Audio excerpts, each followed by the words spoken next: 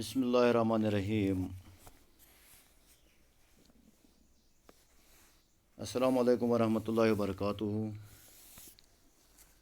پیارے بچوں، جیسا کہ آپ بخوبی واقف ہیں، آج ہمارا موضوع ہے اقبال اور انسانیت۔ نثری صنف میں اس کو مقالہ کہتے ہیں۔ سب سے پہلے میں صنف مقالہ کے بارے میں مختصر تعارف بیان کروں گا۔ مقالہ ایک جدید نثری صنف کا نام ہے۔ مقالہ سے مراد وہ صنف ہے جو عالمانہ افکار کے مفصل اظہار کے لیے وجود میں لائی گئی۔ اردو زبان میں اس کا آغاز سر سید احمد خان کے ہاتھوں ہوا۔ مقالے میں مضامین کی کوئی قید نہیں ہوتی۔ اس میں شعر و ادب، مذہب و سیاست، تہذیب و تمدن اور اصلاحی معاشرت غرض ہر موضوع پر لکھا جا سکتا ہے۔ اردو زبان کے چند مشہور مقالہ نگاروں کے نام حسب ذیل ہیں: مولانا شبلی نعمانی، علامہ اقبال، مولانا آزاد، مولانا حالی، محمد علی جوہر وغیرہ وغیرہ۔ تو ہماری کتاب میں جو مقالہ درج ہے اقبال اور انسانیت، اس کا مصنف ہے خواجہ غلام سعیدین۔ میں اس موضوع پر آپ کو ایک تلخیص یعنی مختصر خلاصہ پیش کروں گا۔ آپ از خود اس سبق کا ناظرہ کریں تاکہ آپ کی زبان دانی اور املا بھی ٹھیک ہو۔ تو خواجہ غلام سعیدین مقالہ اقبال اور انسانیت میں اقبال رحمۃ اللہ علیہ کی شاعری اور فلسفے کے مرکزی خیال کو اجاگر کرتے ہوئے لکھتے ہیں کہ ان کا کلام قوم، نسل، رنگ، ذات پات اور ملک کے تصور کے خلاف ایک مسلسل جدوجہد ہے۔ ان اختلافات نے انسانوں کے درمیان مخالفت پیدا کی اور زندگی کو وبال بنا دیا ہے۔ پہلے رنگ، نسل اور کلیسا کو طاقت اور اقتدار کی خواہش رکھنے والوں نے اپنے ذلیل مقاصد کے لیے استعمال کیا۔ تو علامہ اقبال نے اپنی مثنوی اسرار خودی کے دیباچے میں لکھا ہے کہ میری مثنوی کا مقصد اسلام کی وکالت کرنا نہیں، بلکہ میں اصل میں ایک بہتر انسانی سماج کی تلاش میں دلچسپی رکھتا ہوں، لیکن اس سلسلے میں اسلامی معاشرتی نظام کو کیسے بھول سکتا ہوں جس کا مقصد ہی نسل، ذات پات اور رنگ کے فرق کو یکسر مٹا دینا ہے۔ اقبال نے اپنے کلام میں بار بار ایک ایسے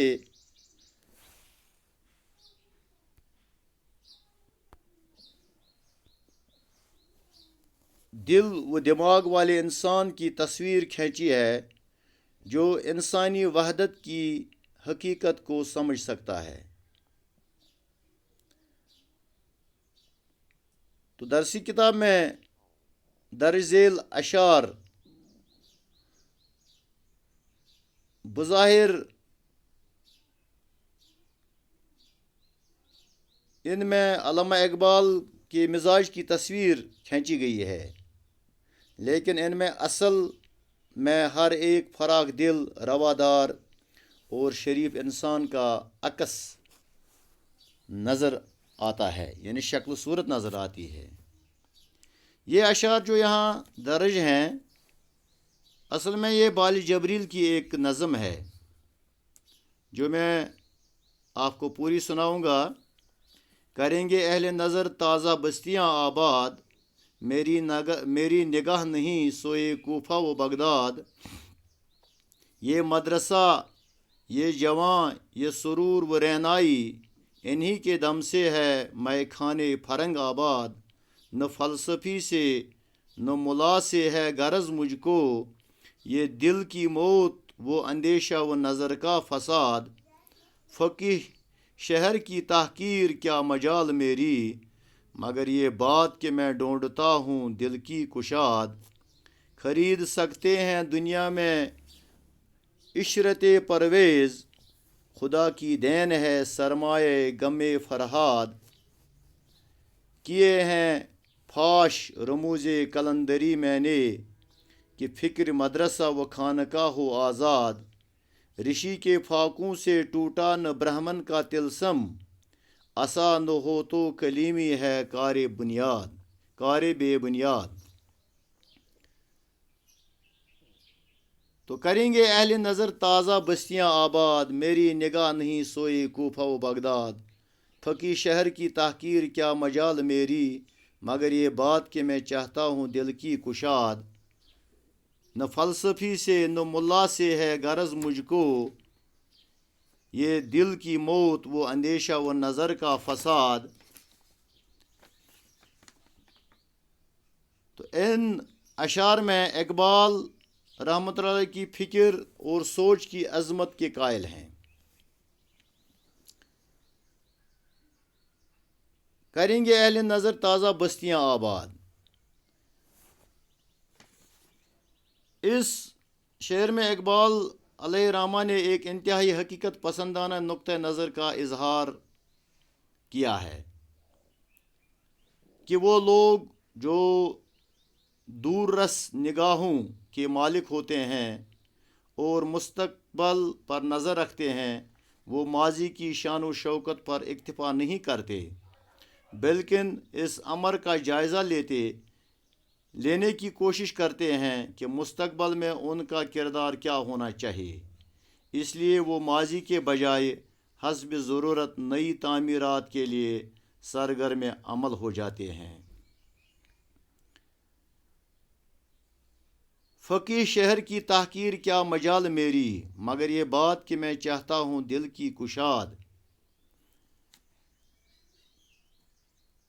علامہ فرماتے ہیں بے شک میرے نزدیک مفتی شہر کی اہانت یعنی بے عزتی اگرچہ مناسب نہیں، پھر بھی اس میں جو ظرف ہے بہرحال میں اس سے متفق نہیں۔ نہ فلسفی سے نہ ملا سے ہے غرض مجھ کو، یہ دل کی موت وہ اندیشہ و نظر کا فساد۔ علامہ اقبال اس شعر میں بھی عہد یعنی زمانہ کے فلسفیوں اور ملاؤں پر کڑی تنقید کرتے ہوئے کہتے ہیں کہ اول الذکر اپنی فکر کے ذریعے نہ تو کوئی مثبت طرز عمل فراہم کرتے ہیں، نہ ہی اہل دل کے لیے ان کی دانش تقویت کافی ہو سکتی ہے۔ رہے ملا تو ان کے لیے اتنا ہی کہہ دینا کافی ہے کہ دین ملا فی سبیل اللہ فساد، یعنی ملا تو دین اور اسلام کے نام پر تفرقہ پھیلاتے ہیں۔ کیے ہیں فاش رموز قلندری میں نے، کہ فکر مدرسہ و خانقاہ سے ہو آزاد۔ مرد مومن، مرد آزاد کے اندر جو باطنی قوت ہوتی ہے اس سے میں نے قلندرانہ شاعری کے ذریعے اس لیے فاش کر دیا ہے تاکہ مدرسہ اور خانقاہ کے طالب علم صرف کتابی علم کے علاوہ باطنی طور پر بھی اپنی پہچان کر سکیں، تاکہ وہ آزاد فکر انسان بن سکے۔ یہ مختصر ان کی تشریح تھی۔ تو علامہ اقبال فکر اور سوچ کی عظمت کے قائل ہیں سائنس کی اہمیت سے بھی وہ انکار نہیں کرتے، لیکن ان کے نزدیک سب سے بڑی دولت دل کی دولت ہے، یعنی وہ عشق کو عقل پر ترجیح دیتے ہیں۔ ان کے خیال میں محض علم کے ہتھیار سے لیس ہو کر انسان سچی خوشی، اطمینان اور شرافت والی زندگی کو حاصل نہیں کر سکتا۔ علم تو انسان کو تباہی کے دہانے تک بھی لے جا سکتا ہے، جیسے انسان جیسے انسان نے ہیروشیما اور ناگاساکی کو جہنم کے دلدل تک پہنچایا ہے۔ اقبال کے انگریزی خطبات میں ایک اہم نکتہ یہ ہے کہ اپنی خودی کو قائم رکھنے کے لیے ہم جو بھی کام کریں اس میں یہ اصول پیش نظر رکھیں، یعنی ہم اپنی خودی کا احترام کریں۔ یہ بات اقبال کے کلام میں جا بجا ملتی ہے۔ اقبال نے اس اصول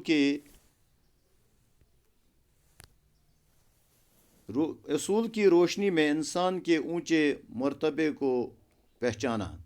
صالح زندگی تعمیر کرنے کے لیے اقبال نے دوسری اہم بات یہ بتائی کہ ہم دوسروں کی خودی کا احترام کریں، لیکن ہم نے اس اصول کو نہیں اپنایا۔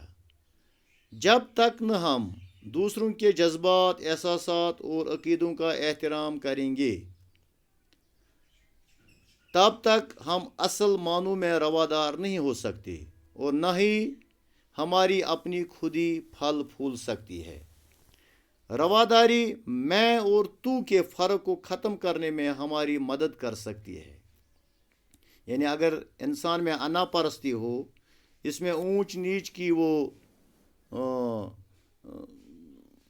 اونچ نیچ یا تعصب کی اینک ہو، تو اس کی رواداری پھل پھول نہیں سکتی ہے۔ انسان میں فراخ دلی پیدا ہونا اور دوسروں کا احترام کرنا ایسی خوبیاں ہیں جو صالح زندگی کی تعمیر کے لیے لازمی ہیں۔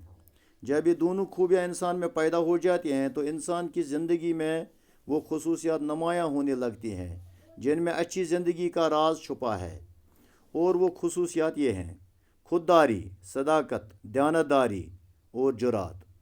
آج کل دنیا زوال کے جس خطرے سے دوچار ہے، اس سے بچنے کے لیے اقبال رحمۃ اللہ کا یہ پیغام خاصی اہمیت کا حامل ہے کہ اپنے دل اور دماغ کے دروازوں کو کھول دیا جائے تاکہ تعصب، تنگ نظری اور نسلی حسد دل سے نکل جائے اور انسان ایک دوسرے کو اس کی اصل صورت میں دیکھ سکے اور ایک دوسرے کا خون پینے کے بجائے آپس میں ایک دوسرے کا دکھ بانٹے، اور اس طرح علم اور سائنس کی کامیابیوں سے حاصل شدہ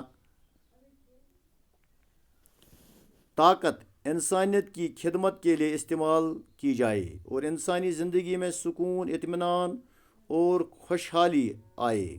اقبال کا یہی مرکزی پیغام ہے۔ اقبال کی پوری شاعری میں محبت، رواداری اور انسان دوستی کا جذبہ واضح طور پر دکھائی دیتا ہے۔ اقبال ہر انسان کو بندہ مومن دیکھنا چاہتا ہے۔ اقبال کا یہ پیغام نہ نیا ہے اور نہ انوکھا۔ یہ باتیں پہلے بھی کئی دانش مندوں نے دہرائی ہیں۔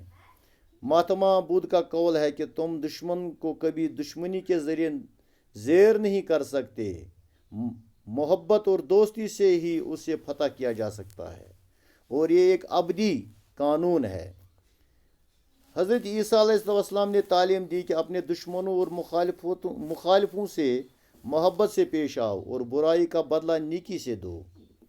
حضرت محمد صلی اللہ علیہ وسلم نے فرمایا کہ اگر خدا کی محبت کا دعویٰ کرتے ہو تو اس کے بندوں کی خدمت کر کے دکھاؤ۔